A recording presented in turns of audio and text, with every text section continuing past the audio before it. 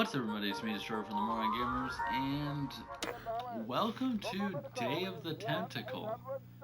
So, this is an older game, because this is a remastered version of this game for the PS4. I don't really know anything about this game. I'm just letting you guys do know that I have the developer's commentary on. Why? I don't know, really. I just kind of feel like it'd give this a little more, what's it called? Gives this game a lot more character, just for the simple fact that the developers made it, they know a lot about it, and this was made by LucasArts. Man, last time you saw LucasArts. So, did we already introduce ourselves? Should we do it again for real? Who's gonna start? Peter. Hi, I'm Peter Chan, and I'm the lead artist. You drew that painting right there, right? Yes, I did, yes. Okay. I'm Larry Ahern, lead animator.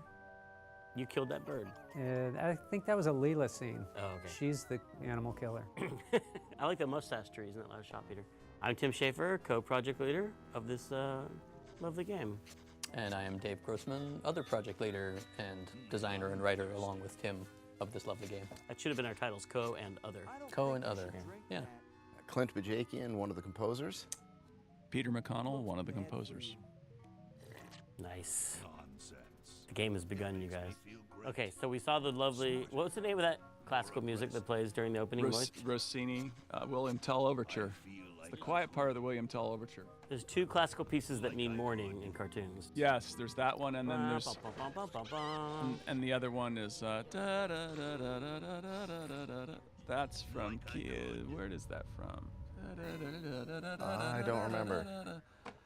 It might be Peer Gynt or something like. That's a good guess. It's not another place in the Rossini, is it? No, I think it's Peer Gynt. I think. But for that opening scene with the music, we actually got the score and sequenced the ink into the MIDI sequencers. Mm-hmm. That was one of the big panning sequences, like wide pieces of art for the game. Oh, the room shot? It was a double room. Mm-hmm. And I noticed there's a poster with an L from Laverne and Shirley on that poster back there. Here's one of our giant animation scenes. How did you lip sync back then? Because we didn't have any like tool. Nowadays we use a tool for lip syncing. Did you just by hand? I think we just timed it out like the old-fashioned timing sheets. Now that was for the cinematics, but for in-game, wasn't it Eric Wilmunder? I thought it just blah blah blah chatter. I think the in-game was just on-off with audio on-off. Yeah, there's no actual lip syncing for the majority of the game, So it's which just is funny since I have gotten many compliments on the lip syncing for this game over the years. Because, you know, it loops around and every percentage of the time it's on, right? Well, because I remember Eric. Yeah, I think Eric designed some kind of an algorithm for making the lips move to the level of volume. Yeah. Right. Yeah. If there are Of the pauses, waveform, of the pauses in waveform. the audio, Waveform, it stops yeah. moving the lips. Yeah. That's true.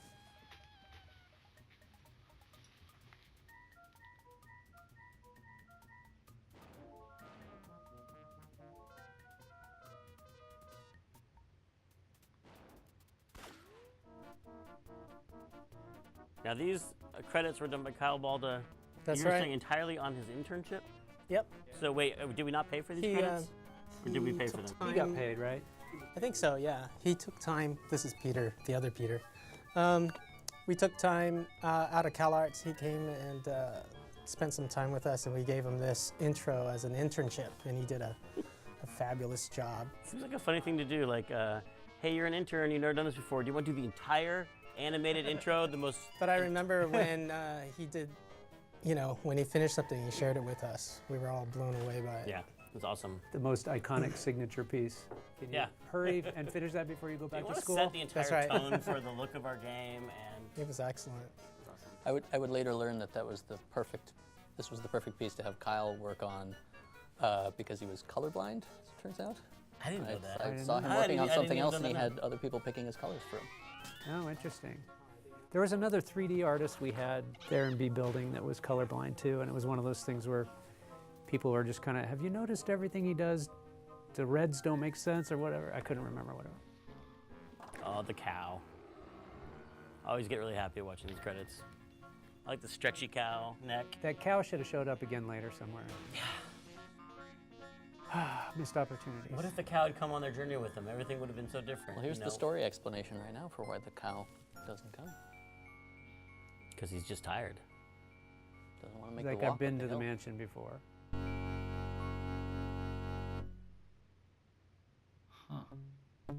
Now, this is the first fight I had with Peter McConnell. Do you remember this, Peter? Yes, I was gonna. You were gonna mention that? If you were gonna remember it. Because the opening cutscene was too long, and we always had a problem with too long opening cutscenes, and so we were like, let's split it in half and put an interactive sequence. So there's an interactive sequence that's about to start, but I seem to remember it was the wrong time of day for you because it's nighttime outside. It started in the daytime with the mutation scene, then it became nighttime. Right. But then what happened? Then it turned into daytime at the end. That's what bothered you because the music couldn't make that transition in your mind. Yeah, well, I think mostly I was crabby because you know we had to the cutscenes and the interactivity required a bunch of programming in iMuse, and I'd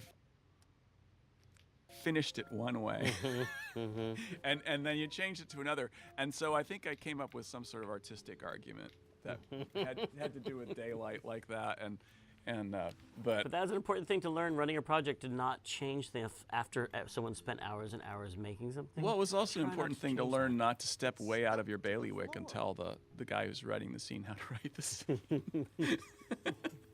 Oh, there are bailiwicks all over the place in this game. Experiment, my favorite. It's stuck to the floor. It's stuck to the floor. It's stuck to the floor. Okay. So, in the comment section, tell me what you think about the whole having the commentators, the developers commentate. If you guys don't like it, then I will turn it off, but... I don't have time for idle chit-chat now. I have work to do. But... yeah. It's a bottle of correctional fluid.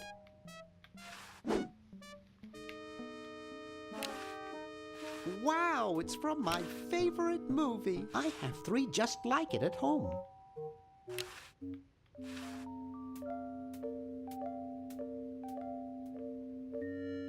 Always make sure they get your good side.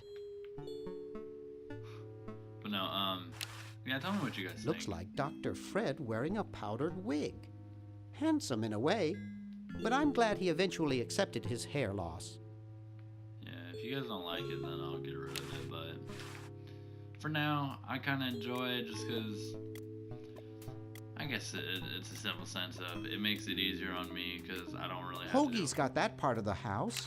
I don't really got to do a lot of talking. Aha! A secret passage. This is all too easy. So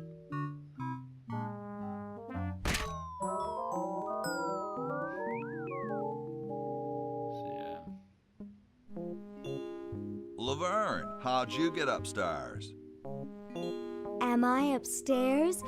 I got lost. Seen any tentacles? What's a tentacle? Oh, just something I whipped up in my spare time. Made good pets, actually. Until one of them tried to take over the world.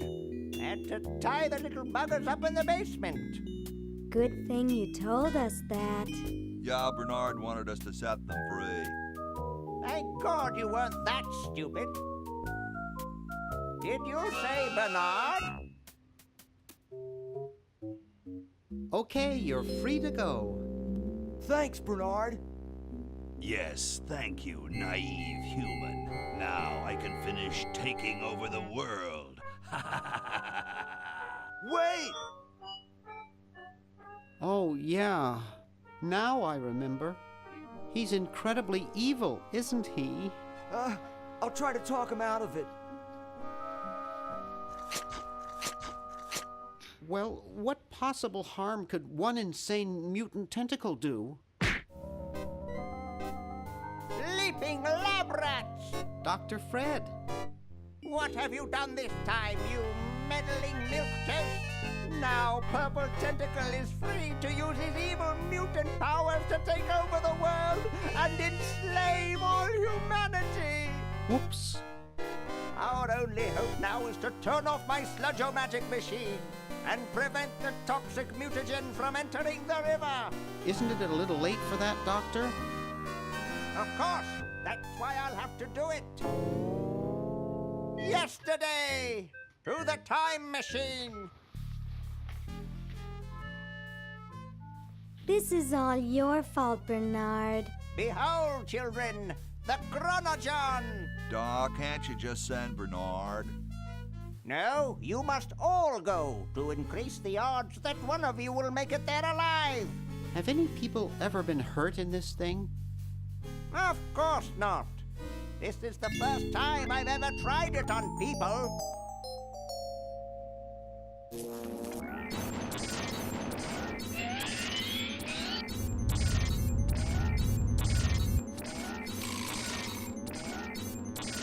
Well, I'll be. And then there's the porta potties, vessels. Chronojons. Yep. Chronojons. This, by the way, is an amazing full-screen animation before it was possible to do full-screen animation. And not actually animated. That's all. The background's all color cycling. It's all color cycling. A lost art in the world of. I forgot about that. Now that computers work like they should, you don't have to do that stuff anymore. You know, if you look at Mark Ferrari's website, not that Mark Ferrari worked on this game, but he was a master of color cycling, and he has a whole website where he's done it in a more high-end way, like with higher res color cycling. He just kept perfecting that to higher and higher resolutions. Yeah, that stuff was crazy. He was into it, and then I think Bill Eakin was the one that inherited the mantle from him when he left. All the lava in '84. Yeah.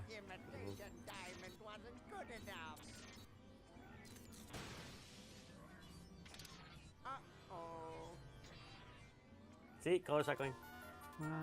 Awesome. Yeah, so that was like cycling. 2 3-frame animations. And a little surf music for Hoagie. We always had a place for surf music in our games. That, the Bone Wagon theme. Yep. That's right. I think that surf music was yours. That was mine. Yeah, I did that last little sequence there. Yeah, you know, the musically, this I believe was the last project that we all worked on. Certainly the last original title that we all worked on together, sort of equally as composers, where there was no lead composer and we all pretty much panicked and freaked out together. Cheap mail order jewels. What happened to Hoagie and Laverne? I knew I should have bought a real diamond. Are they alive? My dials say that the larger specimen landed 200 years in the past, and the other is stuck 200 years in the future. Well, hurry up and bring them back. I will, as soon as I get a new diamond. Then all your buddies have to do is plug in their respective chronojons and... Plug them in? Where is Hoagie going to find an electrical outlet 200 years in the past? Yes, well, he'll be needing my patented super battery then, won't he? Now, where did I put those patented super battery plans of mine? Plans? How are we gonna get Hoagie plans? Don't worry me with details, boy. Just help me find the plans. They're in this house somewhere. Now what am I going to do? I think I made myself perfectly clear. Step 1, find plans. Step 2, save world. Step 3, get out of my house. Let's get cracking.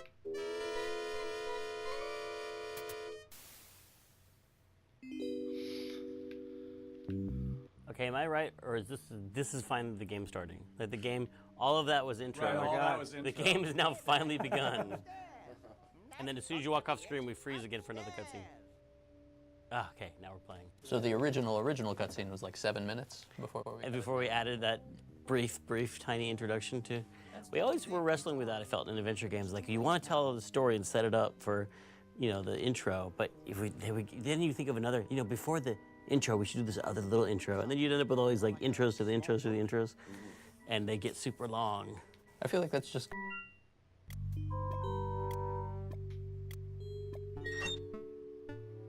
Yoo-hoo! Dr. Fred?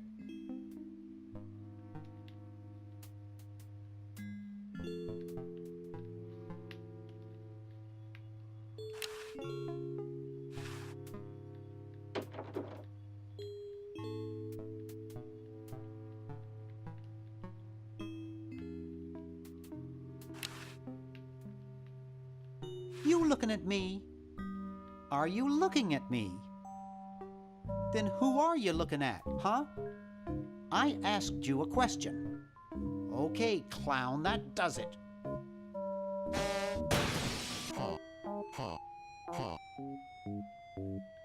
I hate that clown. I've never gotten over my childhood fear of Uzo.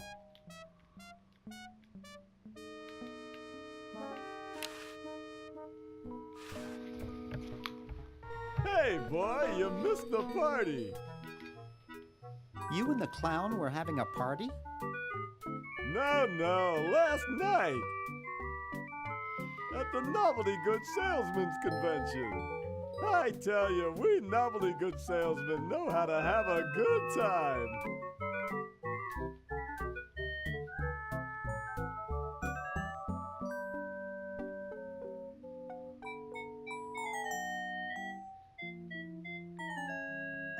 You haven't seen any plans for a super battery around, have you? Battery? I wouldn't know about anything like that. I'm just a novelty goods distributor specializing in cigars. So, want a cigar?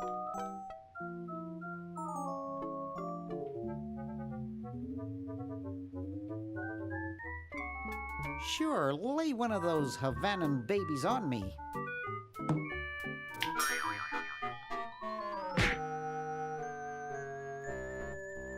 Thought I was gonna blow your head off there, didn't you? Well, you were right!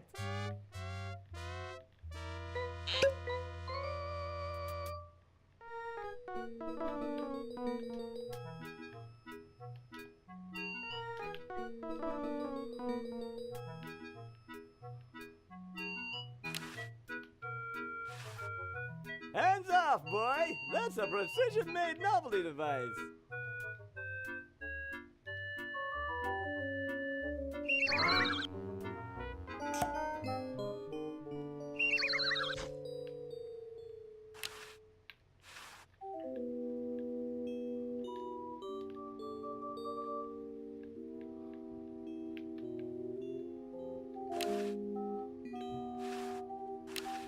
Wow, a pulley! By using a combination of flexible materials and a wheel, one may gain mechanical advantage by changing the direction of motion and the applied force. A handle attached to a rotating shaft which transmits and modifies rotary motion and torque. It's locked. Not much to see in there. It's stuck. It's already open.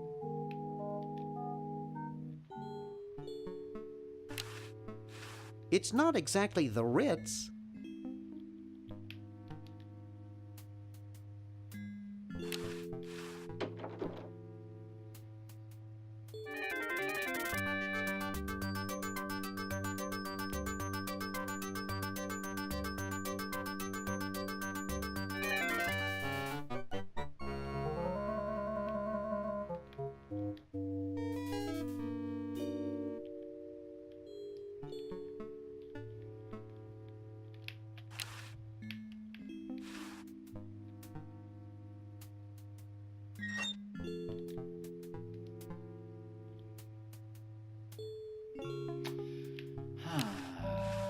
What's behind this one? So I'm not doing a lot of talking. I'm kind of just right now looking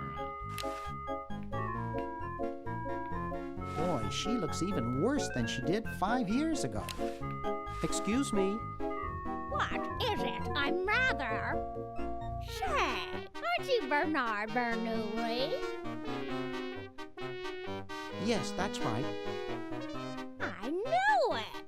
You broke into our mansion a few years ago to save your little friend. What did you come for this time? I'm trying to keep a tentacle from conquering the world. Really? How nice.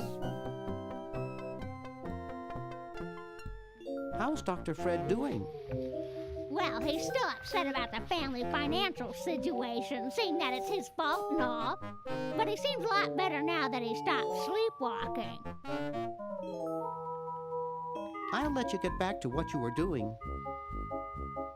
Come back anytime, you big hunk. So, I guess there was one before this where you go and you save your crazy friend. I guess. I don't know. I don't know much about this game. I guess that's why I put on the developer's commentary. Hey! I remember when I was trying to figure out and come up with the style, you know, it was back in those days, we didn't really have Google internet search stuff. So, you know, all we had were 2 books that I studied from, and that was a Bugs Bunny book, compilation kind of thing, and Chuck-a-Muck, which was Chuck Jones's bio book. And I remember to do research, we had to use VHS tapes. And we watched all those classic Saturday morning cartoon stuff, and we would pause and look at, or for me, I was studying, looking at these old cartoons, and except when you pause on a VHS, you always get the line. Tracking. Oh, it was awful. Yeah. But that was how I was studying and trying to come up with, you know, shapes and just study layout. And then I remember when I was trying to figure out and come up with the style, you know, it was back in those days, we didn't really have Google internet search stuff. So, you know, all we had were 2 books that I studied from, and that was a Bugs Bunny book, compilation kind of thing, and Chuck-a-Muck, which was Chuck Jones's bio book. And I remember Jeepers! Oh my gosh, dude. This is Maniac Mansion, dude.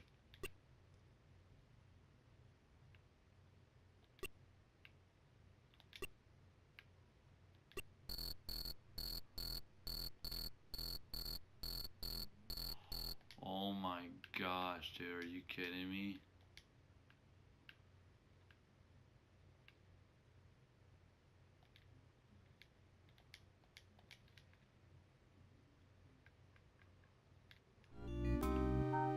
Oh my god, dude. That's cool. Oh shit, I already went from up there. Shit. Actually, I think I'm gonna end this episode here, guys. I know I didn't do a lot of talking. I'm just trying to keep these episodes pretty normal. Tell me what you guys think about the whole commentary thing with the developers. Hope you guys did enjoy this episode. See you guys in the next one. Bye.